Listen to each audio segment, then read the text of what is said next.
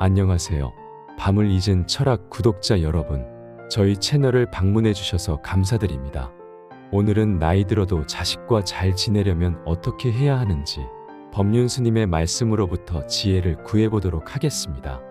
시작 전 구독과 좋아요는 채널을 만드는데 큰 힘이 되니 꼭 부탁드립니다. 그럼 시작하겠습니다. 30년 전 제가 미국에 있는 절에 있을 때 있었던 이야기입니다.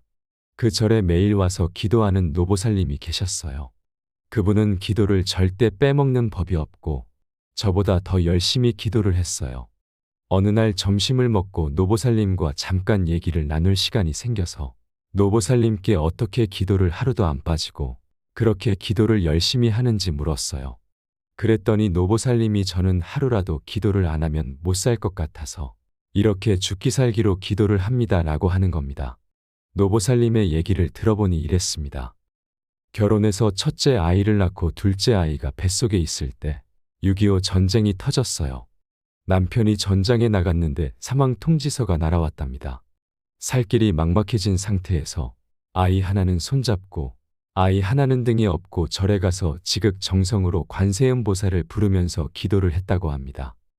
믿음이 없었다면 살지 못했을 텐데 지극정성으로 기도한 공덕으로 어떤 어려움이 있더라도 살아낼 수 있었던 겁니다. 그런 기도 덕택인지 장사를 하면서 조금씩 생활이 풀리고 아이들도 잘 자라주었습니다. 아이들이 커서 첫째는 서울대 의대에 들어가고 둘째는 서울대 공대에 들어갔답니다. 둘 다 국비 장학생으로 미국에 유학을 가게 되었어요. 아들 둘이 미국으로 유학을 떠나고 혼자 한국에서 가게를 운영하며 살았는데 미국에 사는 두 아들이 이제 자기들도 충분히 살 형편이 되니 한국에서 그만 고생하시고 미국에 와서 편안하게 사셨으면 좋겠다고 했답니다. 그래도 미국에 가서 아들들에게 폐를 끼치면 안 된다는 생각에 혼자 장사하면서 그렇게 살고 있었는데 점점 나이가 들고 몸도 불편해져서 가게를 싹 정리한 돈을 가지고 미국에 가서 그 돈을 보태 집을 사고 아들 집에서 함께 생활하게 되었어요. 처음에는 두 아들이 성공해서 이렇게 평생 고생한 보상을 받는다고 주위에서 칭찬을 하고 그랬는데 막상 미국에 와서 살아보니 생지옥이었습니다. 꽂아 놓은 보릿자루와 같은 생활이었기 때문입니다. 두 아들과 며느리들은 직장 다니느라 바쁘고 본인은 혼자서 외출할 줄도 모르니 차에 실어서 이 집에 갖다 놓으면 이 집에 있고 저 집에 갖다 놓으면 저 집에 있어야 했습니다. 하루하루 시간이 지나고 보니 숨이 막혀왔습니다. 여기저기 수소문에서 절이 있다는 사실을 알아내어 절을 찾아온 거였답니다. 남이 볼 때는 두 아들 다 성공해서 함께 살고 기도도 열심히 하고 보시도 많이 하는 훌륭하신 보살이었지만 속마음은 죽을 지경이었던 겁니다. 키울 때 온갖 정성을 다해서 키웠는데 자기 일 바쁘다고 엄마를 팽개쳐두는 큰아들에게 몹시 섭섭해하며 작은 아들을 찾아갔습니다. 그런데 작은 아들마저 똑같이 행동하니까 또 섭섭해서 큰아들 집에 가고 두 집을 왔다 갔다 하다가 요즘은 이제 거의 절에 와서 지내는 거였어요. 노보살님은 그런 두 아들만 생각하면 우라가 치밀어 오른다며 저에게 하소연을 했습니다. 그러면서 저에게 한국 갈 때 제발 자기 좀 데려가 달라고 부탁을 했습니다. 자기가 평생 장사를 했기 때문에 비행기표는 한국 가서 벌어서 갚겠다면서 말이에요. 아들에게 한국에서 가져온 내 돈만 돌려주면 한국에 돌아가 가게를 운영하며 살겠다고 했는데 아들이 왜 그 고생을 사서 하려고 하냐면서 안 된다고 했다는 겁니다. 이분이 금강경을 매일 하루에 7번씩 읽었거든요. 그래서 제가 보살님에게 물었습니다. 금강경에 무주상보시라는 걸 아세요? 베풀고 나서는 베풀었다는 생각을 하지 말라는 겁니다. 아들 낳고 키울 때 나중에 효도를 받으려고 키우셨나요? 아닙니다. 그런데 왜 아들한테 그렇게 섭섭하세요? 내가 무언가를 기대하고 키우지 않았더라도 사람이라면 부모한테 잘해야 하는 거 아닌가요? 그 말도 아예 틀린 말은 아니지만 보살님이 바라는 게 있으니까 섭섭한 겁니다. 너희 둘이 잘 커져서 고맙다는 마음을 가지면 왜 섭섭하겠어요? 그래도 성공을 했는데 어떻게 부모에게 이럴 수 있나요? 그래서 제가 이렇게 말했습니다. 보살님은 불법은 전혀 모르는 사람입니다. 그냥 관세음보살이라고 소리만 내는 거예요. 절하는 건 다리 운동이지 그건 불법이 아닙니다. 보살님은 절에 헛다녔습니다. 이분이 신심이 굳기로 소문난 사람인데 절에 헛다녔다는 말에 꽤나 충격을 받았습니다. 스님한테 동정심을 얻어서 어떻게든 한국에 가고 싶다는 마음이었을 텐데 어쩜 그렇게 매몰차게 말하냐는 겁니다. 그래서 왜 절에 헛다닌 것인지 설명해 주었습니다. 보살님 이렇게 절에 다닐 바에야 절에 안 다니는 게 더 낫습니다. 그러니 내일부터는 오지 마세요. 관세음 보살님을 부르는 건 결국 나를 섭섭하게 한 저 두 아들에게 벌 좀 주라는 거 아니에요. 설령 보살님이 그렇게 생각하지 않았더라도 결과적으로 보살님의 속이 시원하려면 그렇게 되어야 하잖아요. 관세음 보살을 부르지 마시고 앞으로는 저 자식은 남이다. 이렇게 염불을 하세요. 이 말을 듣고 진짜 충격을 받으셨는지 그 다음 날부터 보살님이 절에 안 나오는 거예요. 저도 미안한 마음이 들었죠. 절에 오는 게 그나마 숨통을 트이는 일이었는데 절에 안 오면 보살님이 얼마나 힘들겠어요. 그래서 저도 매몰차게 얘기한 것이 좀 찜찜해서 사람들한테 물어보니 전화도 안 받으신다는 겁니다. 한 달이 조금 넘어서 절에 드디어 오셨어요. 그래서 제가 보살님, 왜 그동안 절에 안 오셨어요? 하고 반갑게 인사를 하니 부처가 꼭 절에만 있나요? 하고 웃어 보였습니다. 너무나 반가운 마음에 법당에 앉아서 대화를 하는데 보살님이 예전보다 훨씬 화통해져 있었습니다. 그러면서 그동안 있었던 일을 들려주었습니다. 그날 대화를 하고 집에 돌아가니까 아들만 보면 더 화가 치밀었어요.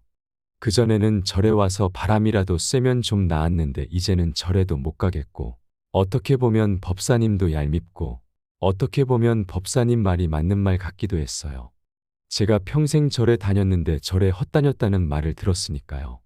그러다 어느 날 아들이 문을 열고 딱 들어오는데 아들을 보자마자 열이 확 오르면서 머리가 깨질 것 같아 저 자식은 남이다라고 말해버렸어요. 그랬더니 정말 아들이 남으로 보였습니다. 아들이 남으로 보이는 순간 가슴에 있던 화가 얼음이 녹듯이 싹 내려갔습니다. 큰아들 집에 있어도 고맙고 작은아들 집에 있어도 고맙고 절에 있어도 고맙기만 하니까 어디 있어도 감사하고 자유로워졌어요. 이것이 무주상보시의 한량없는 공덕입니다.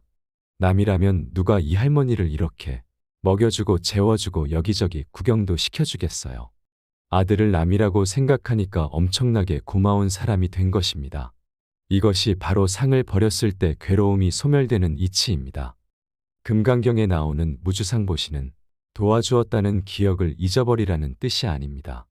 내가 도움을 주었다는 생각을 하면 바라는 것이 생기기 때문에 도와줬다는 생각을 버리라는 의미입니다. 내가 마음이나 생각으로 짓는 것을 객관적 사실이라고 착각하는 것을 상을 짓는다고 합니다. 예를 들어 내 눈에 빨갛게 보인다고 저것은 빨간색이다 라고 생각할 때 상을 짓는다고 합니다. 우리는 흔히 키가 큰 사람, 키가 작은 사람이라고 말하는데 그것조차 객관적인 사실이 아닙니다. 그런데 사람들은 상을 지어서 객관적 사실이라고 생각합니다. 키가 170cm인 사람이 180cm인 사람하고 같이 있으면 키가 작은 사람이 되는 것이고 키가 160cm인 사람하고 같이 있으면 키가 큰 사람이 되는 겁니다. 그래서 키가 170cm인 사람은 키가 큰 사람도 아니고 작은 사람도 아닙니다.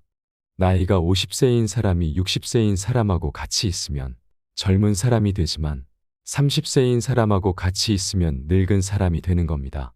50세라는 나이는 많은 것도 아니고 적은 것도 아니라는 것이 객관적 사실입니다. 그래서 우리가 늙은 사람, 젊은 사람이라고 하는 표현은 객관적 사실이 아닙니다. 누구하고 비교하느냐에 따라서 크다 작다, 넓다 좁다, 길다 짧다 이런 인식이 일어나는 겁니다. 그런데 이런 주관적 인식을 객관적 사실이라고 잘못 알고 있기 때문에 옳으니 그르니 하는 시비가 일어납니다. 크다 작다, 비싸다 싸다, 길다 짧다 하는 것은 다 주관적인 것인데 이것이 객관적 사실이라고 착각하는 것을 상을 지었다고 말합니다. 그래서 금강경에서는 상을 짓는다는 것을 모두 허망하다고 합니다. 그것을 작다고 할 어떠한 실체도 없고 크다고 할 어떠한 실체도 없습니다. 그 조건에서 그렇게 인식되었을 뿐입니다.